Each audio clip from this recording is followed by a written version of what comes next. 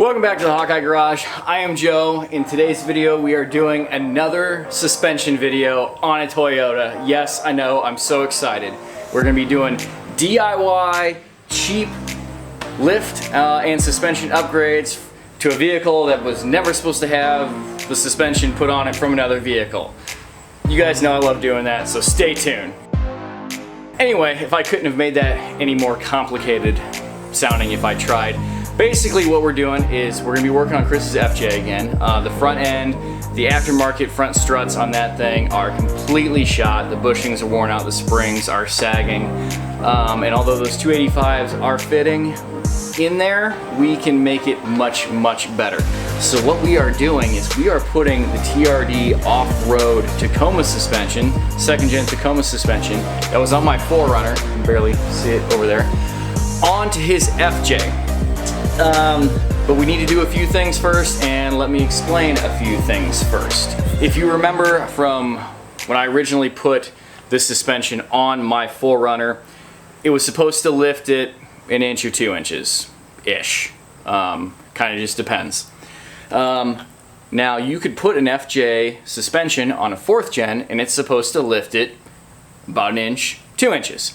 So our thinking is that by putting this suspension on the FJ, it should put it back to about factory ride height, which will be great. But would be more great, more lift. So we are actually going to throw on my 1-inch spacers as well that used to be on the 4th gen. And now the rear springs probably are a little squishy, they're probably a little saggy, but we're gonna get the front suspension installed to the ride height that we want, with or without the spacer. And then even if he has to drive around looking like a bro truck for a few days while we order some spacers or some springs or something for the back to level it out, it will be well worth it, because we'll get the front end where we need to, where he wants it, height-wise, and we can get an alignment done. So, before we get that stuff put on, you might remember when we did the 5100 3rd gen Tacoma springs on the 4th gen, we had to cut one of the strut bolts, and of course these are hardened bolts. I tried drilling them out and it just wasn't happening. So I went ahead and pressed it out. We ordered a replacement bushing. I will technically, when I'm filming this, I need to confirm that that bushing actually fits in there. But if it does fit, I will drop a link for that part number down below, because I know this is a common thing. The bolt is technically a metric sized bolt, but it is also exactly a 9/16 bolt as well. So we're gonna press the bushing in there and we'll get that ready. I've cleaned up the spacers because they were pretty grody. And what we are also going to do is, these are the top hats, the factory Toyota top hats, and these are the factory studs that I've pressed out. Now when I installed these originally with the spacers and the top hats, the OE Toyota hardware, which I don't have any sitting around here, I use Nylock locking nuts, and that nylon part of the nut just barely touched the threads on these, which was technically fine. I checked them like every 6 months. They never got loose, but I'm kind of a little OCD with weird stuff like that. So I went ahead and went to the hardware store and got some. These are 3/8 grade 8 zinc plated bolts, and they fit through these holes pretty much perfectly. So I'm going to go ahead and drop a. This is just a bigger nut to get over that shoulder area, so that I can take a 3/8 nut, tighten that down. That will pull that all tight, and I'm going to put a couple tack welds on that, the bolt head, to keep that in place, which actually will solve a couple things. The Toyota factory hardware is not real stout, and if you live in the Midwest like we do, where you get rust, you can have an instance where these will just spin off, which isn't terrible, because you could just pop them out and get new ones. Or actually more commonly is the little shoulders of the knurls on there will get pretty weak, and when you try to take the nut off, it will just spin, and then you gotta try and get a saw or an angle grinder in there. So these bolts will be stronger, and they'll be welded in there, and they'll last. And they give us the extra height, which I didn't mention, which I assume you guys kind of figured out. So that we can put that spacer on there, get a nylock nut, and be super safe and secure. So right now I'm gonna grind down some paint, grind down some zinc plating, and get to welding.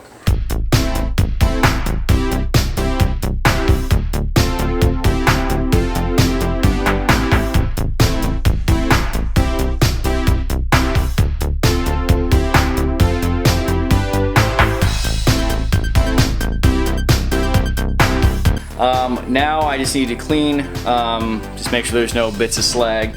And then I also need to hit the heads of those bolts to knock them down like a third of the height. This is a rubber isolator that will sit on top, or technically on bottom, of the top hat above the spring. And I just need to shave the heads of those bolts down a little bit, because the original studs, the original heads of the studs are not that thick. So that'll be the next step, and then we'll hit them with some black paint and we'll be good to go.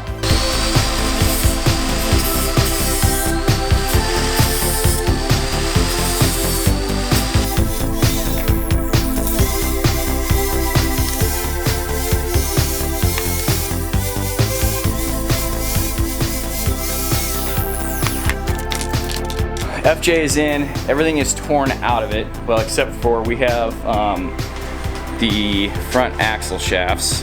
You can see the inner boots there are thrashed on both sides. Outer boots apparently have been replaced at some point, but we went ahead and Chris got some CarQuest Advanced Auto Parts axle shafts. I know on the forums and stuff, everyone's like, you gotta use Toyota axle shafts. I used 2 or 3 of those axle shafts in my Explorer when I had them. I think both the front axle shafts in the Jeep right now are from them, and I put new front ones in my 4Runner.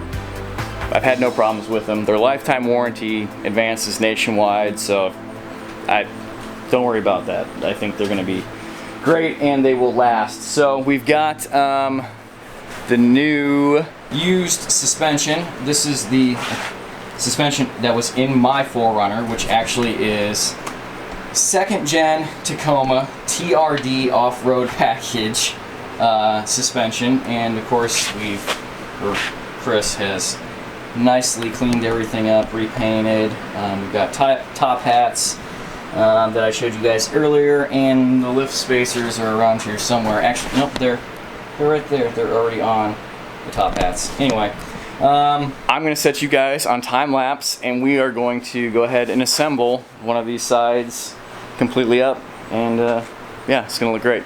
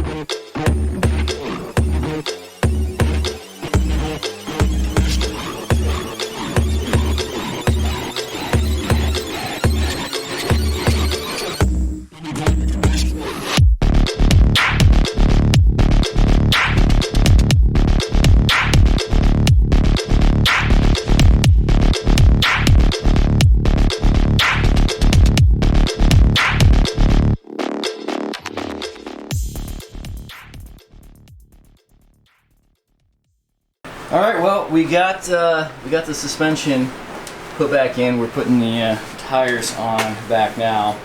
Considerably higher, I think. The driver's side, we did, so we did those 1-inch spacers, but on the driver's side we also put in a little 1/4-inch spacer, actually like this, that we cut out of some HD PE with router table, just to help with the driver's side lean. And then of course we put the spring that was slightly taller from the 2nd gen Tacoma in on this side as well. So we're going to jack it up, put the tires back on it, we're going to take it around the block a few times, let the suspension settle, and take some new measurements and compare them to our old ones. Alright, well, we are test driving now and just trying to get the suspension to settle. It was a bro truck. Definitely was an 1.5 inches higher in the front at the fender wells than the back. So we'll go drive it around. Chris says it feels much better now, and there's a lot less noises because those strut bushings were bad, those axle shafts were bad. So he says the steering's, well, the suspension feels tighter, obviously. So we're gonna run some gravel roads, try to stretch the suspension out, compress it up to the actual ride height, and then we'll pull it back in the garage and take some final measurements and see where we're at.